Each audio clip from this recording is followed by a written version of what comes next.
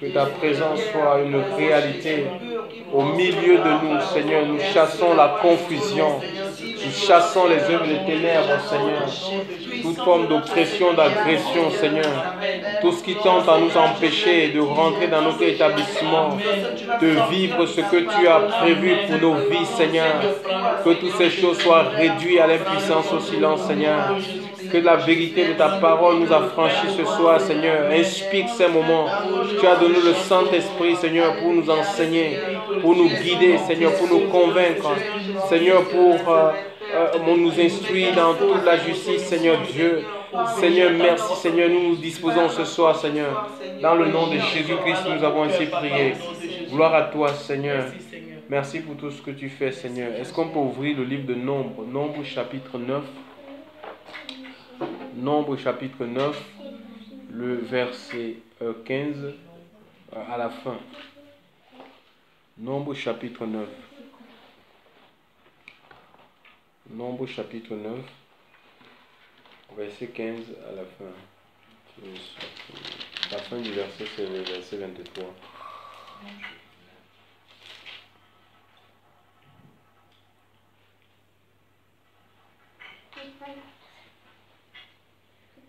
Nombre 9.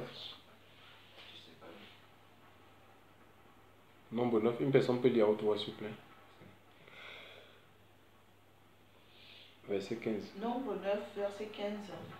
Or, le jour où le tabernacle fut dressé, la nuée couvrit le tabernacle, la tente d'assignation, et le soir jusqu'au matin, elle parut sur le tabernacle avec l'apparence d'un feu. Il en fut ainsi continuellement. La nuée le couvrait, mais elle paraissait la nuit comme du feu. Chaque fois que la nuée s'élevait au-dessus de la tente, les enfants d'Israël partaient, et au lieu où la nuée s'arrêtait, les enfants d'Israël y campaient. Les enfants d'Israël marchaient sur l'ordre de Yahweh, et ils campaient sur l'ordre de Yahweh. Ils campaient aussi longtemps que la nuée se tenait sur le tabernacle. Et quand la nuée restait plusieurs jours sur le tabernacle, les enfants d'Israël observaient l'ordre de Yahweh et ne partaient pas. Et pour peu de jours que la nuée fut sur le tabernacle, ils campaient sur l'ordre de Yahweh et ils partaient sur l'ordre de Yahweh. Et quand la nuée y était depuis le soir jusqu'au matin, et que la nuée se levait au matin, ils partaient de jour ou de nuit. Quand la nuée se levait, ils partaient. Si la nuée s'arrêtait sur le tabernacle 2 jours, ou 1 mois, ou plus longtemps, les enfants d'Israël restaient campés et ne partaient pas. Mais quand elle se levait, ils partaient. Sur l'ordre de Yahweh, ils campaient. Et sur l'ordre de Yahweh, ils partaient. Ils observaient les injonctions de Yahweh, selon l'ordre que Yahweh donnait à Moïse. Amen.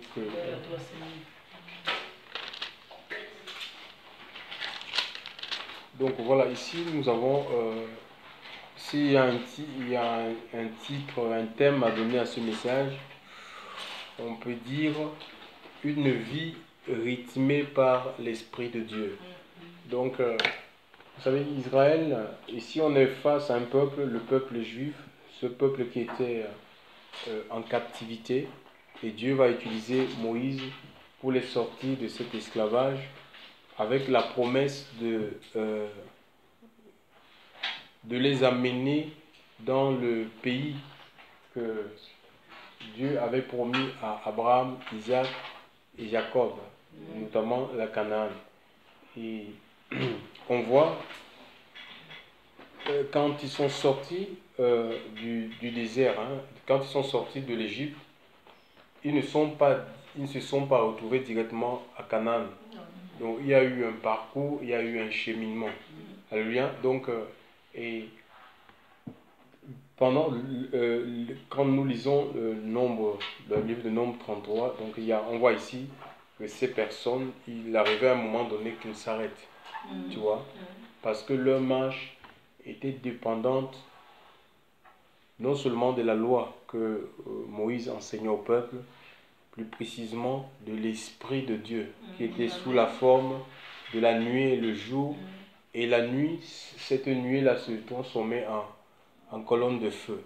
Donc c'est la nuit qui les donnait la direction de la terre, la terre où ils devaient séjourner durant le reste de leur vie.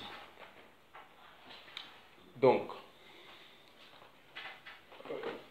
et c'est vrai, on peut imaginer un peu, vous êtes sorti de quelque part avec des promesses, et là, vous arrivez à un endroit et l'Esprit de Dieu s'arrête. On a lu qu'il arrivait que la nuit s'arrête 2 jours, 3 jours, voire 1 mois, donc, ou plus. Donc ils étaient obligés d'attendre. Ben, c'est parce que, en fait, se précipiter, aller, ça dit qu'aller, on peut aller, mais sans l'Esprit de Dieu, tu vois. On peut s'aventurer, donc il n'y a pas d'aventure dans les choses, surtout en ce qui concerne l'œuvre de Dieu. Il ne faudrait pas qu'on essaye de s'aventurer, en fait. Oui, voilà, ou de compter sur la présomption, c'est pas la foi, en fait. Que on analyse des situations, on dit oui, ben ça, on peut faire ça dans la chair, sans la conviction, tu vois. Et beaucoup de ministères se retrouvent en train de tourner en rond, en fait, oui, sans direction, en fait, tu vois, ou complètement plongés dans les choses qu'ils ont vomi. Ils ont vomi hier, en fait, tu vois. Oui, parce qu'ils ont été pris au piège. Il faut qu'on dépende de l'Esprit de Dieu. On ne peut pas initier, on ne doit pas initier les choses par nous-mêmes en disant que Dieu va venir bénir ces choses. Tu vois un peu? Donc hier, le frère nous a partagé une situation que certains frères vivent, en fait. Donc, ils sont allés louer une salle et maintenant ils sont endettés, en fait. Ils sont endettés. Non, pas à Montpellier. Bon, c'est quelque part ici en France. Et ils sont là, donc ils sont endettés. La salle, dont ils n'arrivent plus à payer la salle. Et ils ont la salle, en fait, ce qu'ils appellent la maison de Dieu, a des arriérés, il y a des arriérés. Tu vois, et déjà, ce n'est pas un bon témoignage vis-à-vis de la personne qui les a. Si c'est un païen. Parce que vous ne pouvez pas chanter. Je ne sais pas quel genre d'évangile vous allez apporter à ce monsieur. Il va vous dire que votre Dieu d'abord vous aide à régulariser vos dettes. On n'est pas contre les salles, mais c'est Dieu qui doit amener, oui, c'est Dieu qui doit pousser, en fait. C'est Dieu qui doit nous orienter, en fait. C'est Dieu qui doit orienter les gens. Parce que si c'est Dieu qui vous demande de prendre la salle, il va pouvoir, ça ne sera pas un poids pour l'Assemblée. On ne va pas mettre la pression sur les gens en disant il faut cotiser le loyer. Ça, c'est de la chair, ça. Tu vois? Donc, et le Seigneur ne nous a jamais demandé. Donc, je crois qu'on doit être plus préoccupé à ce que Dieu investisse premièrement nos vies. Alléluia. Que Dieu investisse nos vies. Donc l'investissement, c'est nos vies, en fait. C'est pas d'essayer de faire des choses pour le Seigneur. Donc il faut qu'on s'ouvre davantage, que Dieu investisse nos vies. Alléluia, que l'Esprit de Dieu qui conduisait, parce que ce tabernacle-là, c'est l'image du royaume des cieux qui vient sur la terre. C'est aussi Christ, parce que à travers le tabernacle, les gens avaient la possibilité de rencontrer. Dieu, alléluia, d'expérimenter le pardon de leurs péchés à travers des sacrifices, d'animaux. Ce tabernacle-là, nous avons lu que c'était aussi appelé la tente d'assignation. Vous savez, quand on dit qu'on assigne quelqu'un à résidence, on dit que tu es assigné à résidence. On peut dire, toi là, tu es assigné à résidence. Peut-être que tu as une menace pour le gouvernement en place, le gouvernement de Macron, qui peut décider de t'assigner en résidence. On va mettre les gendarmes autour de ta maison, tu ne sors pas, en fait. Tu restes là, oui, pour limiter tes activités, en fait. Tu vois, peut-être si tes activités sont une menace pour le gouvernement en place. Tu vois un peu? Oui, on va t'assigner à résidence. Ça veut dire que tu es là, tu restes sur place, tu ne bouges pas. Et c'est ce que Dieu veut. Tente d'assignation, la présence où il y a la présence de Dieu. Dieu nous veut assis à ses pieds. Il veut que nous soyons comme Marie qui avait choisi la bonne part, nous dit l'Écriture. Parce que étant au pied du Seigneur, c'est là où nous recevons les directives en fait.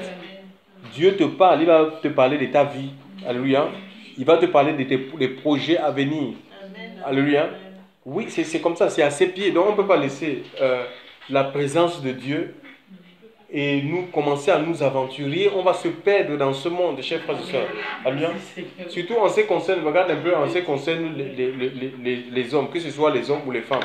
Il y a des frères comme ça. Tu laisses la présence de Dieu pour aller chercher une femme dans la boue de ce monde. Tu vas le sortir dans les rigoles ou les caniveaux. Il est rempli de caca.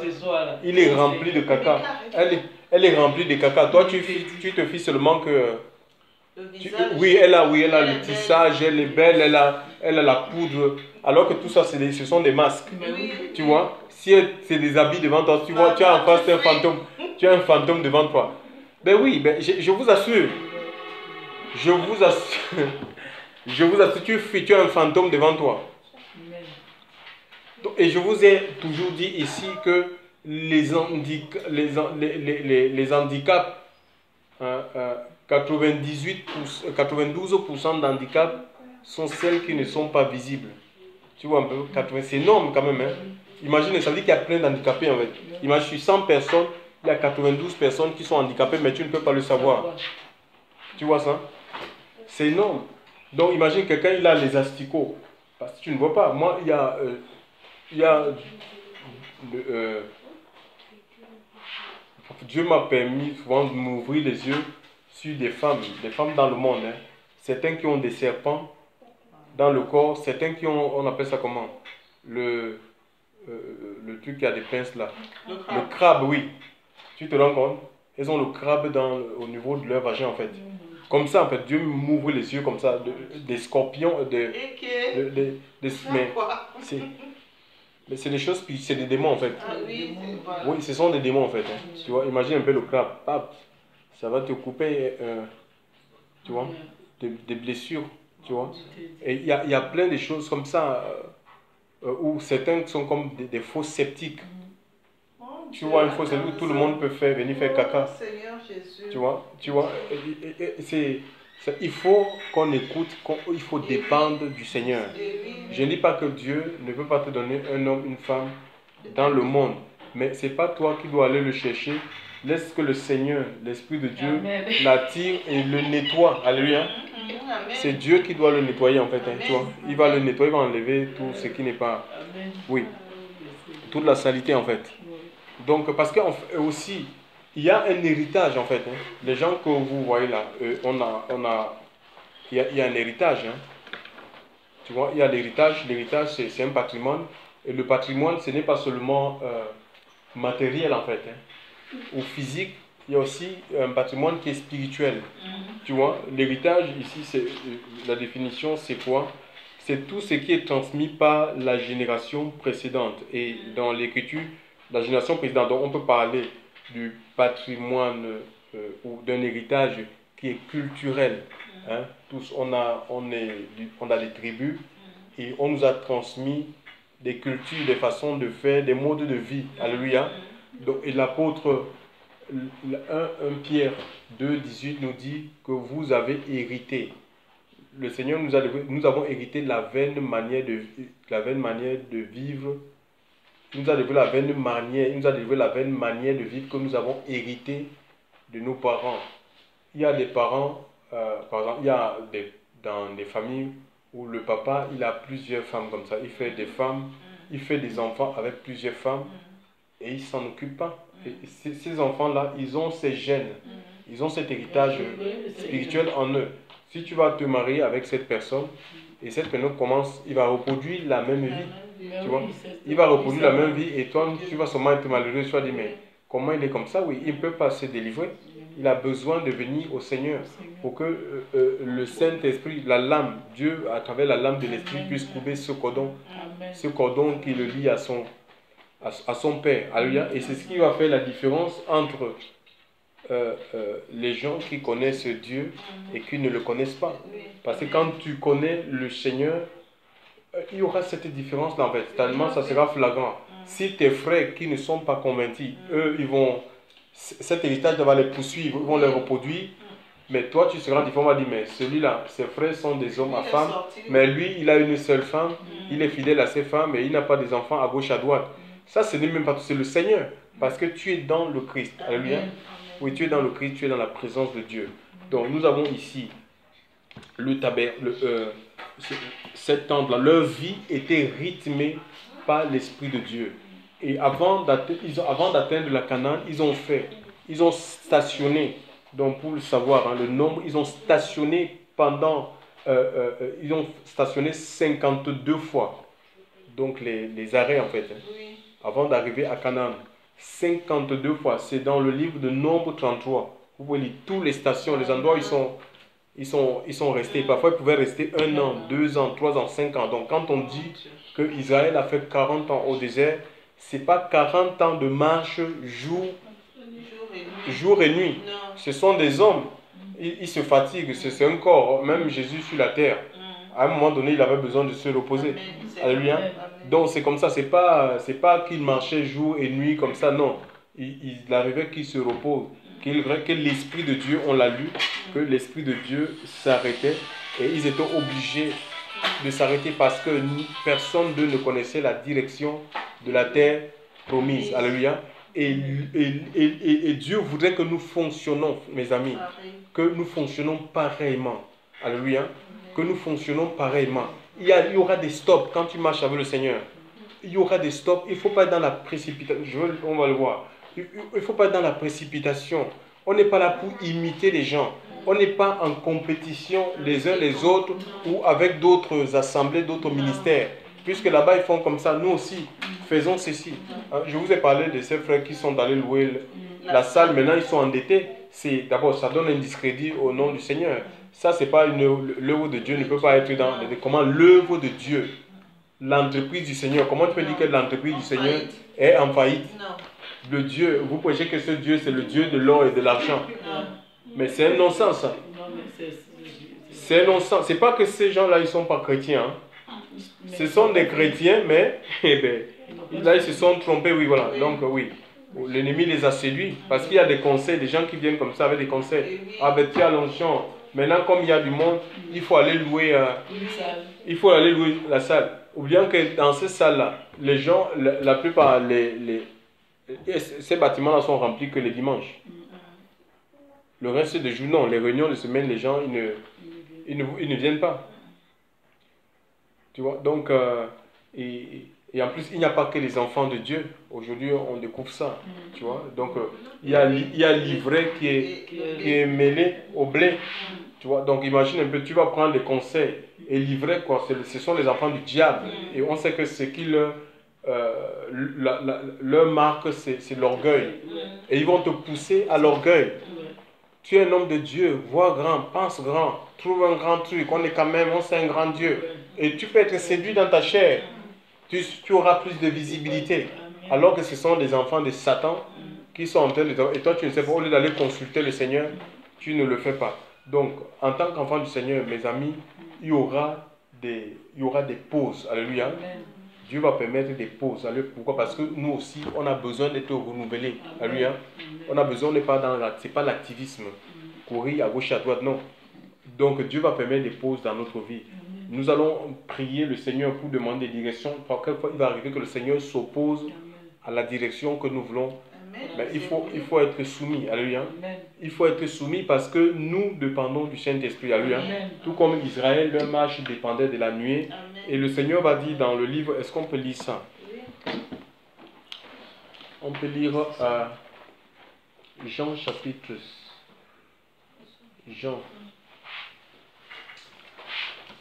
Jean 16. Hein? Jean 16. Jean 16, verset 12 à 13.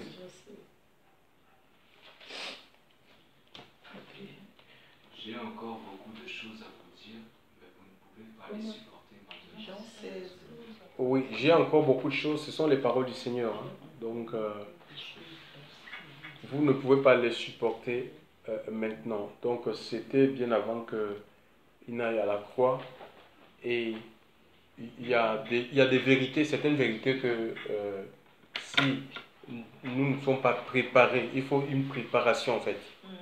Il faut que Dieu nous prépare en amont pour pouvoir accepter certaines vérités. Il y a des décisions que c'est pas facile, alléluia, pour prendre, alléluia, et il faut une préparation en fait. Que Dieu nous prépare pour prendre certaines décisions, chers frères et sœurs dans le Seigneur. Alléluia. Sinon, on ne pourra jamais prendre ces décisions. Oui, et ça, c'est l'Esprit de Dieu qui travaille notre cœur. Alléluia.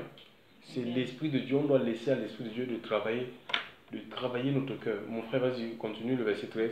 Mais quand il viendra, lui, l'Esprit de la vérité, il vous conduira dans toute la vérité. Ah, voilà. Donc, c'est pas l'esprit de l'horreur.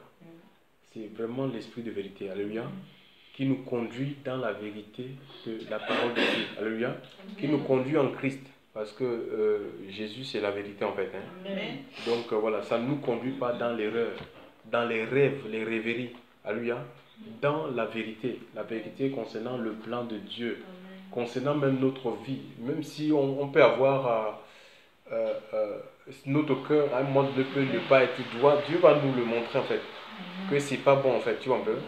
Ce que tu fais là, oui, l'Esprit de Dieu est là pour nous convaincre. Hein. Il nous convainc de péché, de justice, il nous convainc. Il nous convainc de jugement.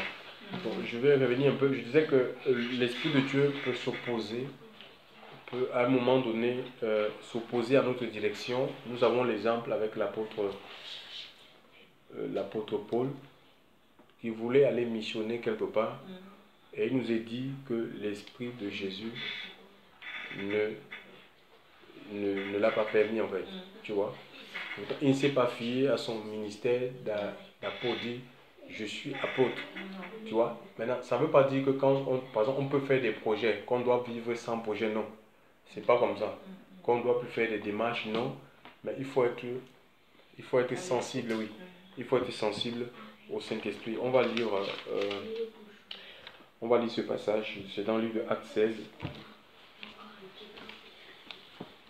Actes 16.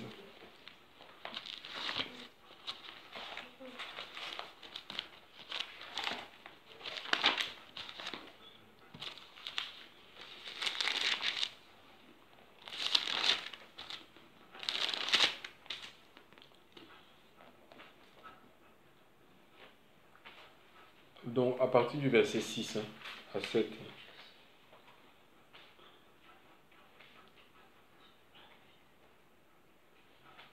Ayant traversé la Phrygie et le pays de la Galatie, le Saint-Esprit leur défendit d'annoncer la parole en Asie. Oui, le Saint-Esprit les empêche d'annoncer l'évangile, mais vous vous rendez compte? On dit non, mais c'est pas Dieu ça, c'est oui.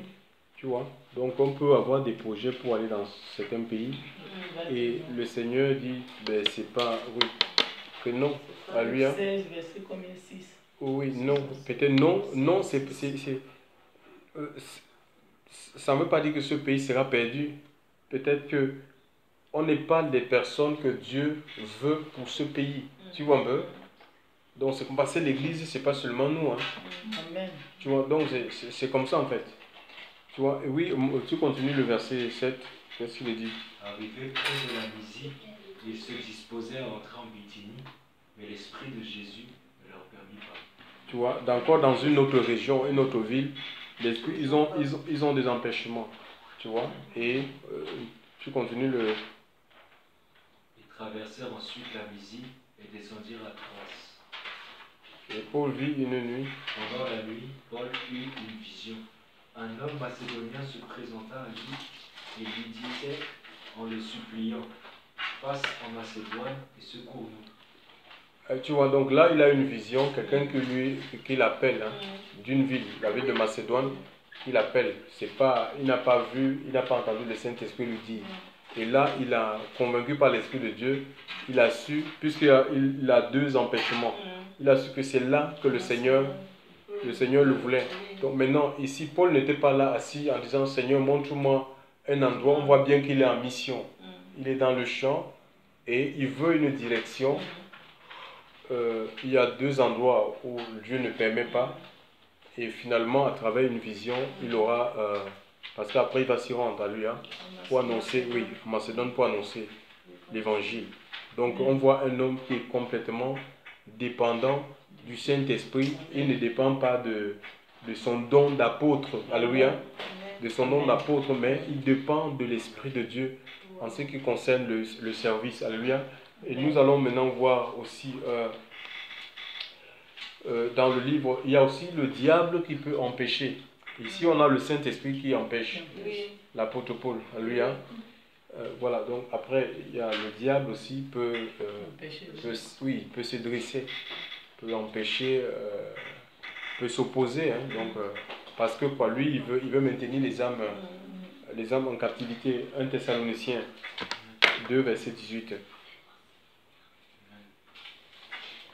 Nous avons donc voulu... 1 Thessaloniciens 2, verset 18. Je prends le verset 18. Oui, oui. Nous avons donc voulu, une, même deux fois, aller chez vous, du moins moi, Paul, mais Satan nous en a empêchés. Oui. Ah, tu vois, donc Satan peut constituer un obstacle. Et ces démons. Ah, oui, tu continues le... Car quelle est notre espérance ou notre joie ou notre couronne de gloire? N'est-ce pas vous qui l'êtes devant notre Seigneur Jésus-Christ lors de son avènement? Oui, 1 Thessaloniciens 2, verset 18. Donc le diable peut aussi, il peut s'opposer et il s'oppose à l'œuvre de Dieu. Alléluia. Donc voilà, après il y a... donc là, c'est pas le Saint-Esprit. Donc on ne va pas remettre tout en disant que c'est le Saint-Esprit, c'est le... Non, alléluia. Ou rendre grâce. Il y a des gens comme ça, il y a des situations, même des justices qui rendent grâce. Il y a des situations qui sont provoquées par le diable. Et il faut qu'on agisse dans la prière. Ça, c'est dans la prière, c'est dans l'intercession. Alléluia. Donc, juste à ce que le diable, il lâche. Alléluia. Voilà. Donc, il y a aussi... Tiens, Romains 1. Donc, les hommes peuvent constituer... peuvent nous retenir aussi. Hein. Romains 1, verset 13 à 14.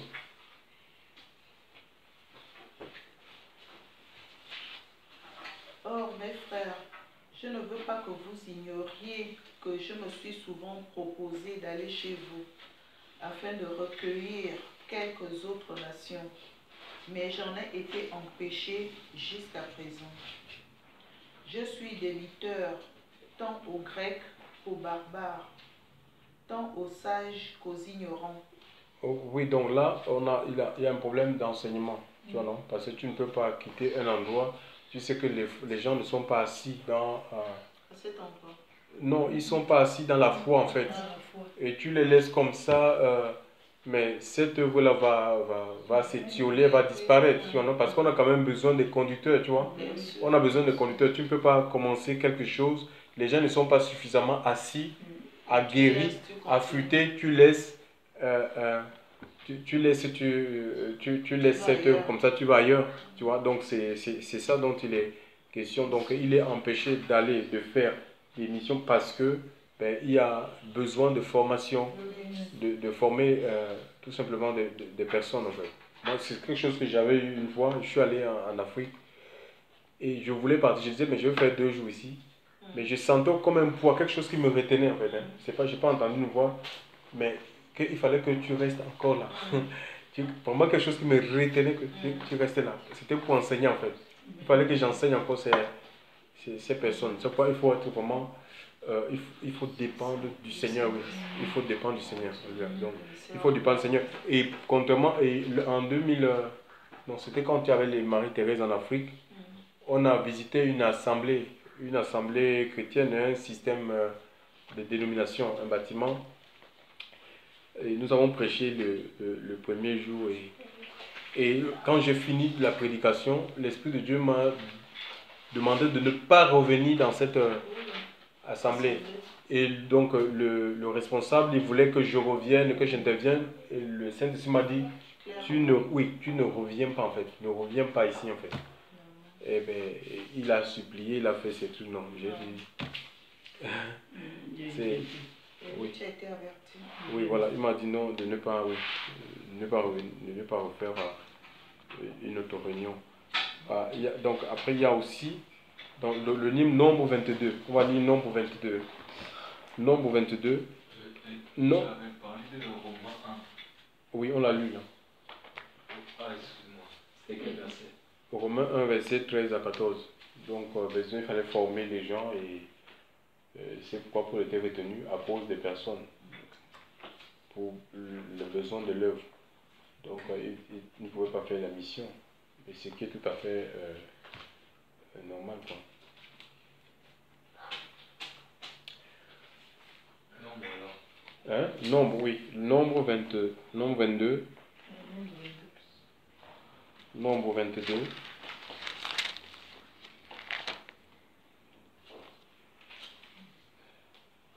On peut dire verset 27 à 32. Delphine, tu peux lire s'il te plaît. Nombre 22, 27 à 32. Oui. Okay. Nombre 22. L'ânesse vit l'ange de Yahweh, et elle s'abattit sous Balaam. La colère de Balaam s'enflamma, et il frappa l'ânesse avec son bâton. Alors Yahweh fit parler l'ânesse, et elle dit à Balaam, que t'ai-je fait pour que tu m'aies frappé 3 fois? Et Balaam répondit à l'ânesse, c'est parce que tu t'es moqué de moi. Si j'avais une épée dans la main, je te tuerais sur le champ. Et l'ânesse dit à Balaam, ne suis-je pas ton ânesse, sur laquelle tu montes depuis que je suis à toi jusqu'à aujourd'hui? Ai-je l'habitude d'agir ainsi envers toi? Et il répondit, non. Alors Yahweh ouvrit les yeux de Balaam, et il vit l'ange de Yahweh qui se tenait sur le chemin, et qui avait dans sa main son épée nue. Et il s'inclina et se prosterna sur son visage. Et l'ange de Yahweh lui dit, pourquoi as-tu frappé ton ânesse déjà 3 fois? Voici, je suis sorti pour m'opposer à toi, car à mes yeux, ce voyage est précipité. Voilà, donc tu vois, ce voyage est précipité, ça veut dire que c'est... C'est pas le moment. Oui, c'est pas le moment. Donc dans ma version, elle dit il est pervers en fait. Tu vois, c'est pas... tu vois, c'est pas dans le plan de Dieu. Tu vois, donc on peut fonctionner, mais pas dans le plan de Dieu. Tu vois, ce voyage est précipité. Donc il ne faut pas qu'il y ait la précipitation. Hein? Donc on doit laisser le Seigneur le temps de nous bâtir, de nous construire. Parce que si on va quelque part de manière précipitée, sans être outillé, tu vois, sans avoir la force nécessaire, je vous assure, on peut tomber, oui, on peut tomber, hein. On peut tomber facilement, on peut chuter, on peut manquer des ressources en fait, tu vois, on peut manquer des ressources, hein. Donc ça peut être des ressources spirituelles, matérielles pour amener à bien l'œuvre de Dieu. Et là, quand il avait pris la route dans le verset 22, Dieu s'est mis en colère avec lui. C'est pas ce que le Seigneur lui avait demandé. Parce que bon, il y a un roi, il voulait les honneurs et autres. Tu vois? Donc c'est vraiment que le Seigneur nous aide. Il faut être à l'écoute du Seigneur. Donc on n'est pas là pour faire de l'aventure. Ce qui est important, c'est ta relation. Oui, après le reste, ça suit. C'est la relation avec le Seigneur qui est plus important. Alléluia. Ce qui nous permet de discerner aussi ce qui est bon, ce qui n'est pas de Dieu. Voilà, oui. C'est ça, c'est la relation. Il faut privilégier la relation, l'intimité avec le Seigneur. Alléluia. Quand tu as l'intimité, tu vas servir Dieu. Tu vois, et tu vas le servir facilement avec la force du Seigneur en toi. Tu vois. Parce que plus tu as une relation avec Dieu, plus Dieu investit ta vie, il bâtit ta vie. Et l'œuvre devient facile en fait. Donc l'œuvre devient facile, il faut qu'on soit dans la présence du Seigneur. tout simplement, alléluia, que rien ne nous sorte de la présence de Dieu. Il ne faut pas être pressé, même par rapport aux choses matérielles en fait. Il faut pas, c'est chaque chose à son temps. Et notre vie est rythmée par le Saint-Esprit. Alléluia. Donc c'est lui qui ouvre les portes, c'est lui qui nous conduit d'un point A à un point B, du point B à un point C à un point D, jusqu'à la terre promise. Alléluia. Jusqu'à ce que le Seigneur va revenir. Son œuvre est continue. Alléluia. Donc que Dieu nous garde. On va prier Dieu vraiment qu'il nous visite à nouveau, qu'il nous visite, qu'il nous touche. Nous avons besoin de lui, nous avons besoin